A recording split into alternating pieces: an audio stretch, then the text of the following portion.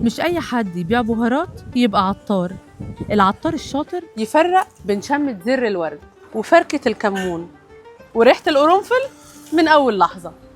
ولو تهت ومش عارف تختار، مالكش غير عطارة أسوان. من شطة أسوان الأصلية لحد بهارات آسيا والهند، من أجود وأفخم أنواع الخامات في العطارة. ولو بدور على الزيوت الطبيعية والأعشاب الصحيحة، فصدقني أنت في المكان المناسب، لأن أحمد الأمين مش صاحب محل وبس، ده متخصص في الطب البديل وعنده خبرة 15 سنة، وأقدر أشرح لك إيه المناسب ليك وإيه الأفضل لاحتياجاتك. عطارة أسوان مش هتشتري منتج وبس، أنت هتاخد خبرة وجودة ونصيحة هتفرق معاك من أول استخدام، وكفاية إنهم من أسوان.